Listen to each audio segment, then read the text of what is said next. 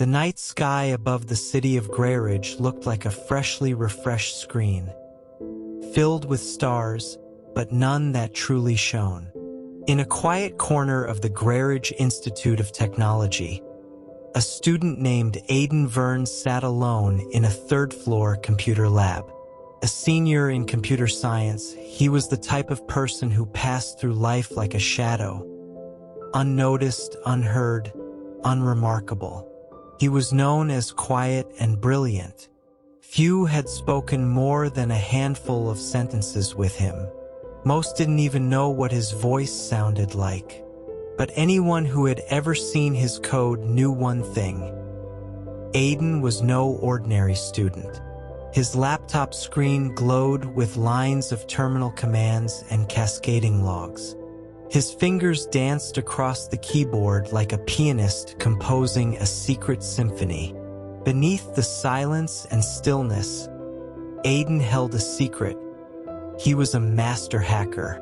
That night, with a half-empty mug of instant coffee beside him, Aidan browsed a deep web forum known as the Black Ledge, a hidden corner of the internet where whistleblowers, cyber vigilantes, and cryptographers exchanged secrets. A new post caught his eye. Anon X. Something's wrong in Grayridge. Public funding for the East Side revitalization has disappeared. High-ranking officials are covering it up. If you're good enough, prove it. Aidan leaned forward. He knew the East Side district well. It was supposed to be rebuilt after the massive fire 3 years ago. But it was still crumbling, deserted, forgotten. He opened a new tab, began sifting through the city's financial records, and quickly found discrepancies. Billions allocated, funds withdrawn, no contractors, no audit reports, no real outcomes. This wasn't a bug in the system. It was theft. Over the following weeks, Aidan initiated a covert mission he codenamed Echo. He broke into city government servers, intercepted encrypted emails, traced offshore transactions, and downloaded confidential files. All with surgical precision. No alarms, no trace. He uncovered a tangled web of shell companies, falsified contracts, and bribery trails. 5 officials were implicated, including the deputy mayor and the director of urban development. He compiled everything into a meticulous digital dossier. Encrypted drives, logs, financial statements, audio transcripts, even footage from security cameras patched via backdoor access. But Aidan knew possession of the truth wasn't enough. He needed to disseminate it without exposing himself. On March 12th, at precisely 3 a.m., Aidan uploaded everything to the secure tip server of The Beacon, Grayridge's largest investigative news outlet. The files came with one clear instruction: verify and publish. Do not trace the source. He embedded a failsafe. If the data wasn't released within 48 hours, it would automatically be forwarded to federal agencies and international watchdogs. 2 days later, Grayridge exploded with headlines. Breaking: Historic Grayridge corruption scandal exposed. Leaked documents reveal over $1.2 billion embezzled by city officials under a fake project codenamed Green Revival. FBI raids underway. Public outrage spreads like wildfire. News anchors called it the most organized, watertight whistleblow in city history. Yet no one knew who had done it. Every trace had vanished.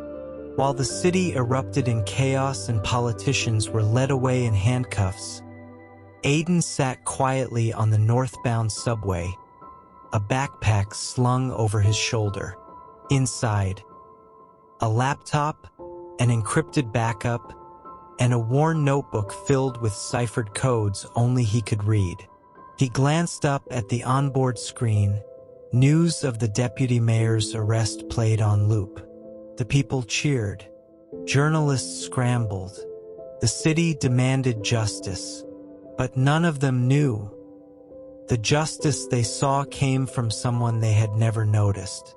Aidan smiled faintly, plugged in his headphones, and let the music and algorithms take him elsewhere. He didn't need recognition. He only needed truth. 3 weeks after the arrests, the city was still reeling. Grayridge's mayor announced emergency elections. Investigations spread beyond the city into the state level. For most people, the case was closed. But for Elise Renault, a digital forensics specialist working with the state's cybercrime unit, something didn't sit right. She was assigned to trace the origin of the leak, not out of retaliation, but out of security concern. If someone could do this to our officials, her supervisor warned, they could do worse to our infrastructure. Elise wasn't like the other analysts. She wasn't out to expose the whistleblower. Deep down, she admired what had been done. But her instincts told her that whoever did this hadn't just stumbled across the truth. He had hunted it. And that meant one thing: he might not stop here. Aidan had moved to a small rented room on the outskirts of Grayridge, near the industrial sector. He took a job fixing servers at a local internet cafe, low profile, cash payments, no records. But trouble was close. One night, while checking his encrypted backup node, Aidan noticed something odd. One of his decoy signals had been pinged. Someone was running trace simulations across the VPN layers. Someone persistent. Aidan went cold. He immediately wiped 3 cloud backups and rotated all his access keys. The net was tightening. Back at the state cybercrime unit, Elise was staring at the anomaly. The file structure in the leak was too clean, the encryption too elegant. It reminded her of something. An obscure style of hash chaining she'd seen only once before, during a university competition 4 years ago. Her eyes widened.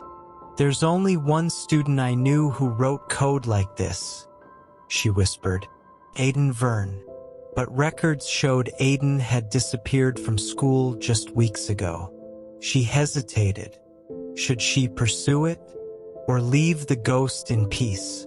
Her decision would change everything.